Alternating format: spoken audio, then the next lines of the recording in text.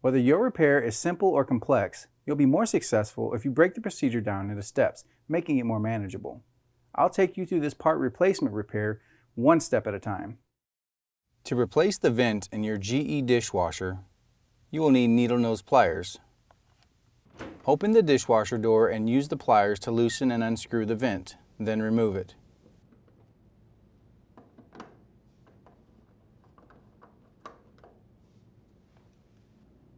To install the new vent, place and screw in the vent, then snugly tighten with the pliers.